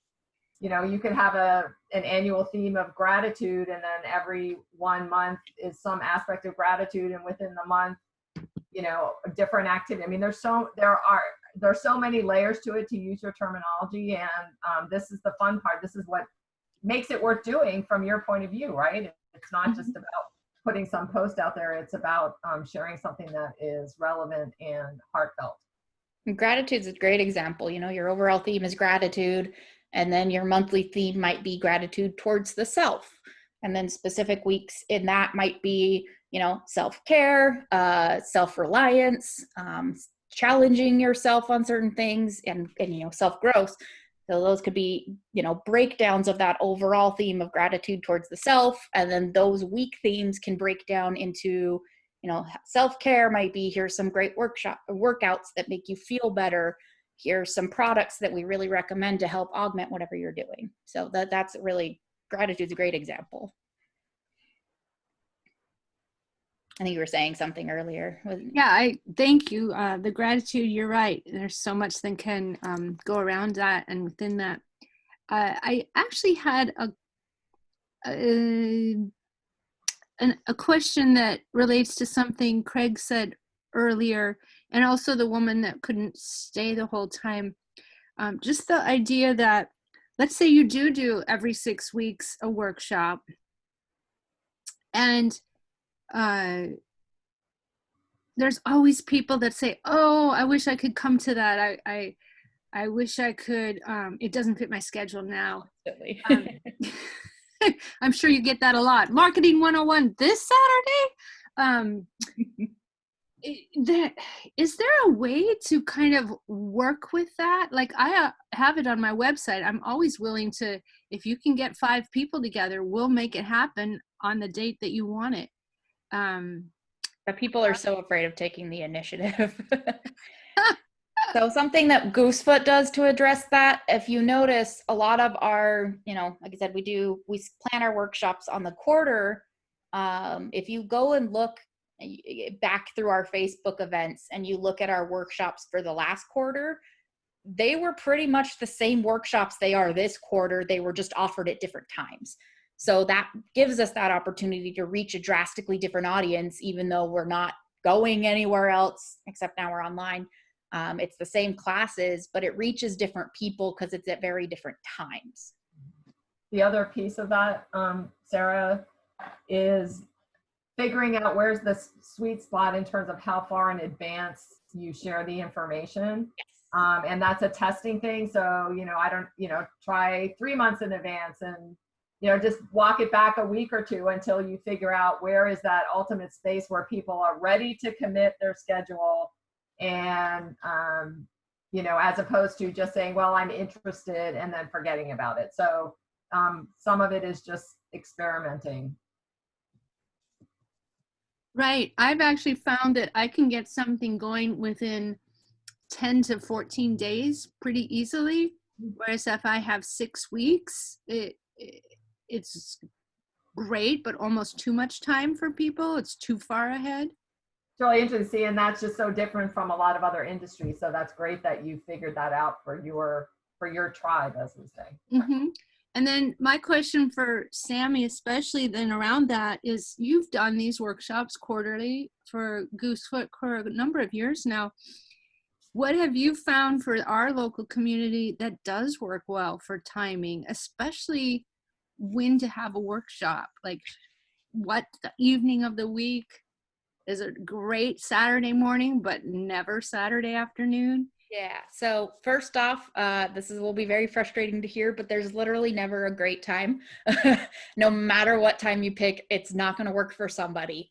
There's really no one time that absolutely works. But there are some times that we have found really don't work. Mondays tend to be very bad times because people have taken the weekend off and they're just getting back into work and they're overwhelmed and they're tired. Nobody likes Mondays. Friday evenings tend to be, depending on what kind of workshop you're doing, they tend to be tough because everybody has social plans Friday and Saturday evenings. If the group you're trying to reach is pretty religious, Sunday mornings obviously are very bad because they're at church. So it's frustrating, but there is no one time that works. Even the library has asked us this question because they're like, you do workshops all the time, what works? So the only thing we found works is experimenting, picking a time that works for ourselves and then offering that and seeing, okay, this worked really well. We had a lot of signups, and then, next time we offer it at a different time and nobody came. So, okay, we got to change our strategy. But yeah, Sarah, I just wanted to point it out, like I feel your pain on that. This is Alicia with Meaningful Movement Dance and Yoga, and there's just never the perfect time. But one thing that's been somewhat helpful for me is I've been utilizing surveys, especially for my parents, and just figuring out, especially this summer, like, oh my gosh, do we want days, mornings, afternoons, evenings? And although I haven't really had a ton of enrollment yet, it was a little bit helpful, so I wasn't just stabbing in the dark. So I might recommend that as just something to give it a try. SurveyMonkey is pretty easy to get set up with, and they have some pretty nice analyzation tools and graphs and stuff that make it very easy to understand. You're absolutely right. I absolutely should have mentioned that the best way is to ask your audience.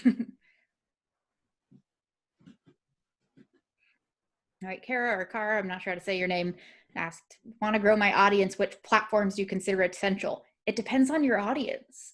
Older folks and a lot of local folks use Facebook a lot. Younger, and by younger I mean like under 40, tend to use Instagram a lot. Even younger, pretty much everybody's on YouTube all the time. Urban areas tend to be more Twitter users. Rural areas tend to be more Pinterest users. So it depends on your audience. And what your goal is. Yes. Yeah, I think Pinterest is really interesting. We haven't talked much about that today, but organizations that are craft oriented or anything that requires, hands-on stuff, Pinterest is so good. And their audience makeup it's wild. Like a couple years ago, I haven't looked in a couple years, but in Great Britain, men used it more than women.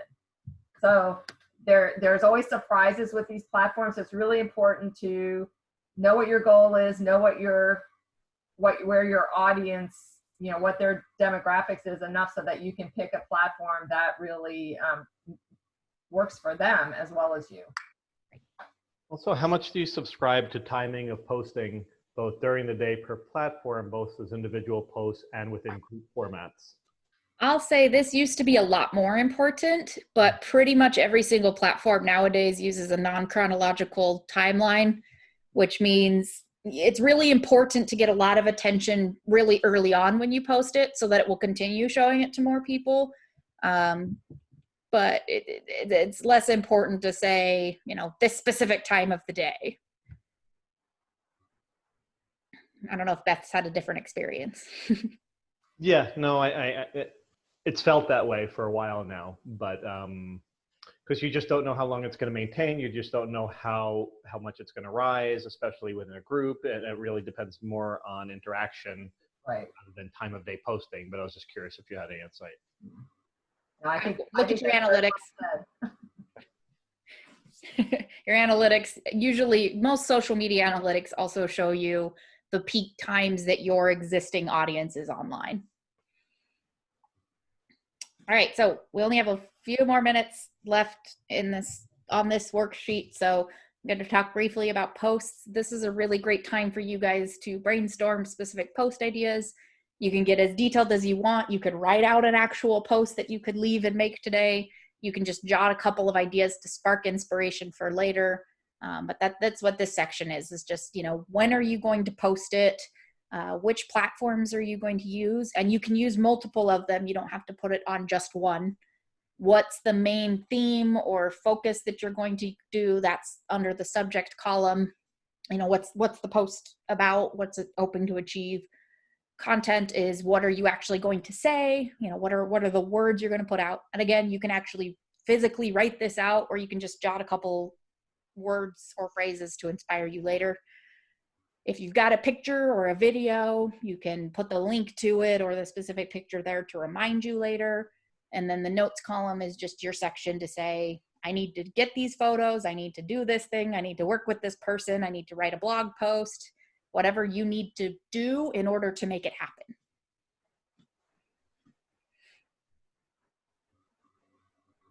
I'll give you guys about 4 minutes to think about these. Do you have a list of your resources for usable, shareable photos, royalty-free, that you like to use? Yeah, I could definitely add that to when I send you guys out the list. Some of my favorites are the free ones are FreePic and Pixabay, and I'll send you guys the links to these. I would never ever use Google Images. Right. When you first go into Google Images, most of those are copyrighted, and you could get in trouble for using them. There's a good way you can use Google to give you the royalty-free stuff, but in my opinion, those tend to be lower quality. Right. And obviously, if you have the budget or the skill, it is always best to either, get custom ones either from yourself or, somebody you hired, or paid places like, what's the one you use, Beth? iStock. Yeah, if you can afford it, those tend to have really great stuff. But yeah, I'll send you a list of the free stuff I like to use.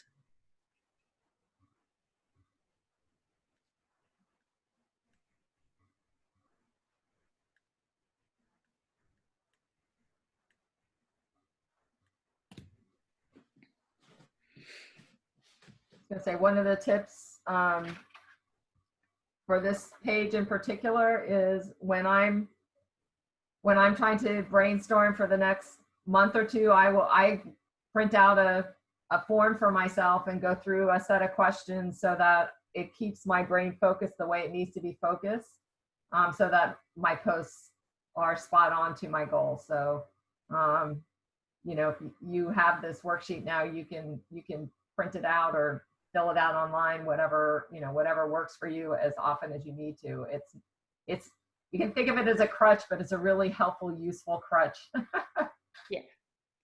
And I will say, don't feel intimidated by this, please. I gave you all of these sections on this one worksheet, but I will say for most of my stuff when I'm working on posts, I don't drill all the way down to the individual post level other than the specific ones that are really important. I usually stop at the themes, and I don't actually write out the specific posts I'm going to be posting until the week of, or the month before, and honestly, sometimes the day of.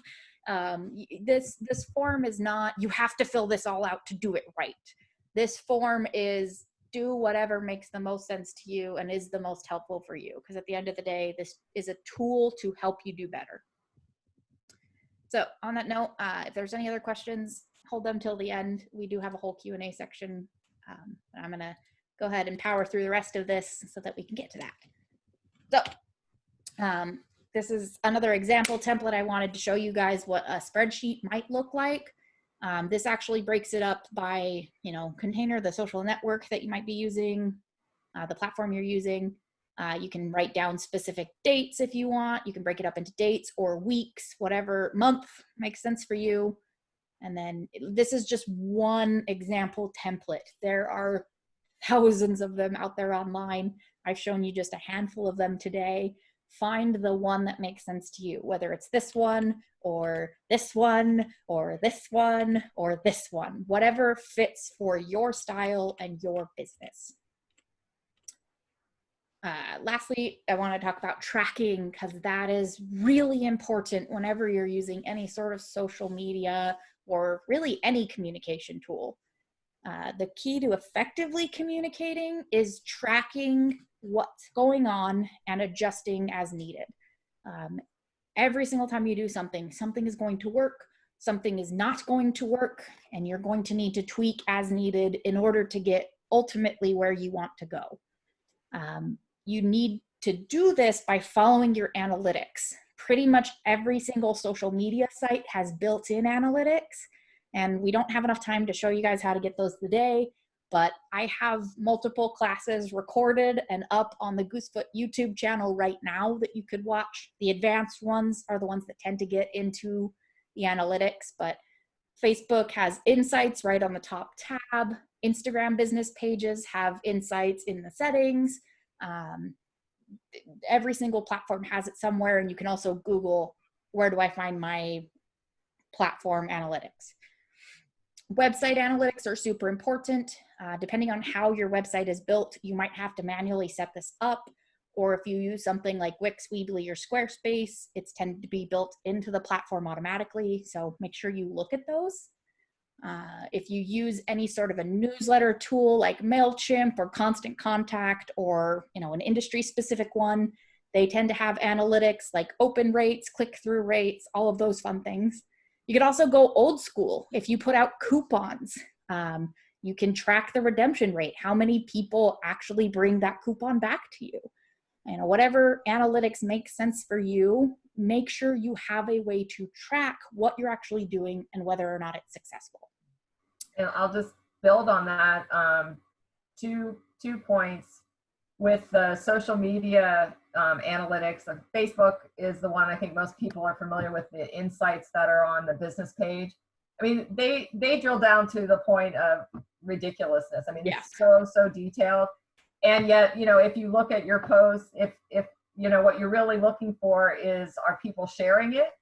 Are they liking it? They're liking or emojiing or whatever. And are they commenting?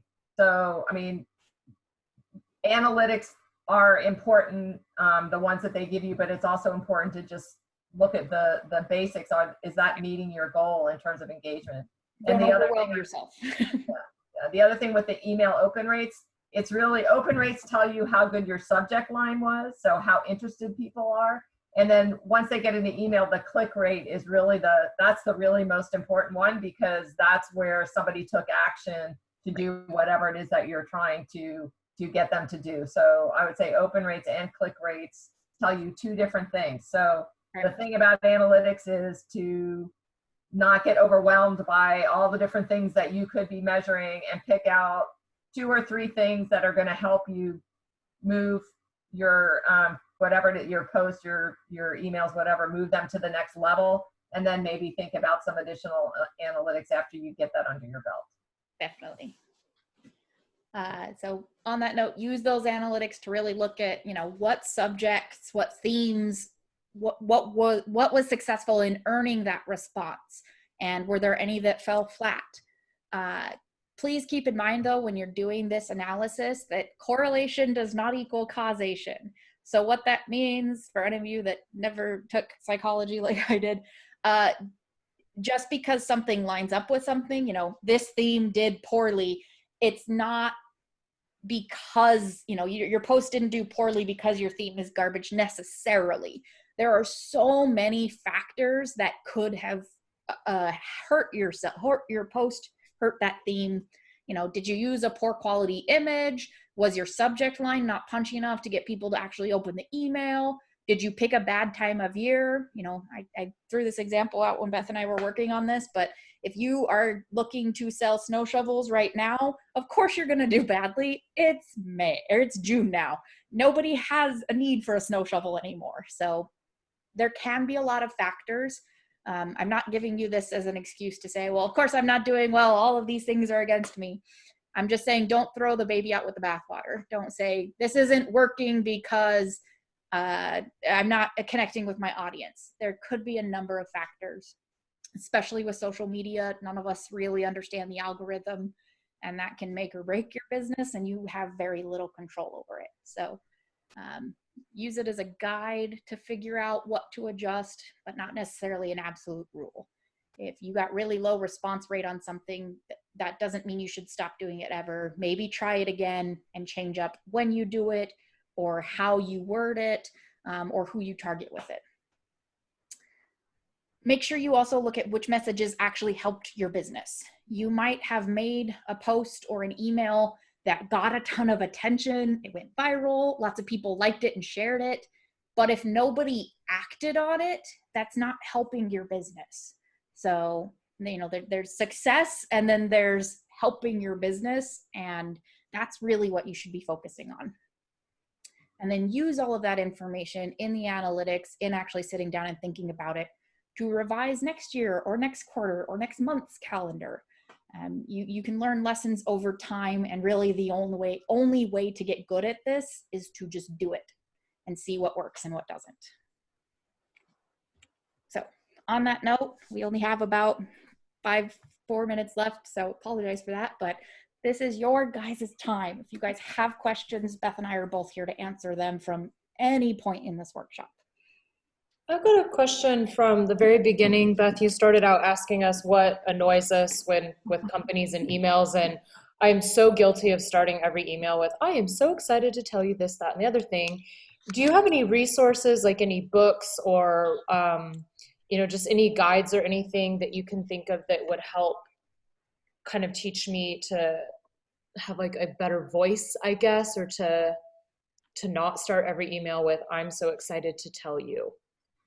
I don't have a specific book to point you to.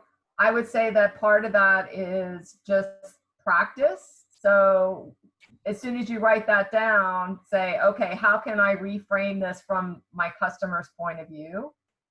That's one trick that works really well, is just say, okay, I wrote my whole idea down, and now I'm going to rewrite it thinking from the customer point of view. The other thing you can do is, I'm sure you follow some other people on social media that you engage with that excite you. So I often go to other companies, other people, and look at how they are posting and inspiring people. So that's kind of it's a more fun way of learning than finding a writing book. I mean, I don't have a specific resource for you, but those are the two things that I use. Hope that helps. It does. Thank you. I have a quick question about things like MailChimp and them going into people's either promotions or, you know, not their inboxes. Do you have folders? Yeah. Are there tricks to that I'm unaware of? Not that I'm really aware of. Google kind of just decides where to sort things. There is there are ways to get folks to tell Google what to put, where to sort it. It is a little technically tricky, so I can look up some resources. If you email me, I can find some resources that might help you communicate to your audience how they can sort it. But from your end, as far as I'm aware, there's very little control. I know that you can ask people to put your email in their contacts. But other than that, I just wasn't sure. I've been hesitant to going from just my personal email, which has built over years, to MailChimp. Because of that, that's here's sort of embarrassing. Yeah. Sometimes it just has to do with how many emails that you send at one time. Okay. That can send alerts to the server. So one thing you can try is break it into, I don't know how many people you're sending to, but you could break it into 2 or 3 chunks so that the server isn't activated. It's thinking that it's spam because of the number. So that is one factor you can try to reduce the number of emails that get caught in the spam filter. Great, thank you. Amy had a really great book reference, recommendation in the chat. And I'll say one of my favorite books from when I was doing my grad school work is Marketing to Millennials. It's just a fun look at reaching a different audience than some of you might be looking at. There's literally thousands of books out there. But honestly, the best way to learn is just to try. And also the thing that helped me the most when I was working on my marketing degree was just looking and start paying more attention to what is actually catching my attention and what about it is working for me. Was it the subject line? Was it the picture chosen? Was it the placement? Like, what is working for me? And just being more conscious about that. I have another question about the timing. If I am gung-ho, so excited, got lots of topics, I write some things up, I don't want to give it all out there on the same day. Is there ways to stack it up and release it on a schedule that's automated? Yes, scheduling is the best. I'm not sure about automated posting. Facebook does have a scheduling tool. They have currently moved it under publishing tools, which is endlessly frustrating to me. You used to be able to schedule on the actual Facebook post, and I hate that they've taken that away. And honestly, a lot of platforms like Instagram and I think Pinterest, they don't have scheduling features native to the platform, but there are a ton of tools you can use. I think the one that Goosefoot uses is Buffer. There's also Hootsuite. There's Sprout Social. There's again, hundreds out there that you can use that help you when you're trying to do a bunch of posts all at once. You can schedule them out to go out on specific days and times. And the nice thing about Buffer is it actually, when you use it long enough, it tracks your analytics for your social media, and it actually recommends a best time for the post to go out eventually. Nice, thank you. Yeah, because I know you guys are all business owners. You don't have time to be on social media every single day. I have one client that for most of the year, their social media is pretty quiet. It's an event. But the 3 months leading up to the event, I post 3 to 5 times a day, every single day. I do not have time to be on social media 3 to 5 times a day, every single day. So I sit down on Sunday and schedule all the posts out for the week. That actually leads into my second question, Sami. Let's say I do want to post maybe once a week is plenty for me, but great. Is there an advantage to sitting down for the month and saying this is my month, and then sitting down for the week to review and then post? Like just being consistent, you said, was really important for the clients. So just this part of my schedule as a business owner, I do this on the first of the month, I do this on the first of the week, and just really being clear, this is what I got to do for social media as part of my business. Yeah. And that's exactly the benefit to sitting down on a specific day is your own time management. If it makes sense for you to sit down on, say, the third day of every month and schedule out your social media, great. If it works better for you to, oh, I have a free moment now I'll get my social media up. The biggest important factor is consistency. I was afraid you were going to say that. Thank you. You don't have to do the work consistently necessarily. You don't have to do it on the third day of every month, as long as you schedule it to go out, say, on Friday at 2, or the third Wednesday of every month. Whatever works best for you, but whatever that is, be consistent about it. Got it. Thanks.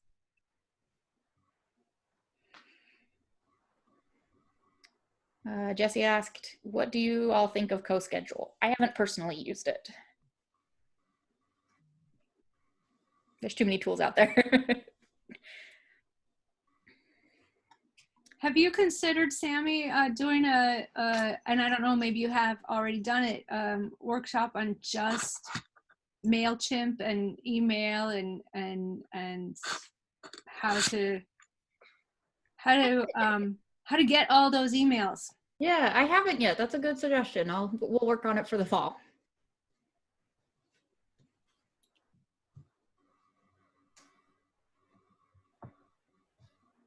Great, because I would love for you to do something that was just all about how to start collecting email addresses, how to inquire about, building your followers, and then the various platforms like MailChimp. What are the advantages? How do you decide based on your goals of how far you want to reach and what you want to do with it? Yeah, that's a good suggestion. I'll work on it. All right, so we are a little over time right now. If you need to leave, go for it. We will not judge you. I'm comfortable sticking around for a few more minutes if anyone has questions. I don't know about Beth, but before I open it back up to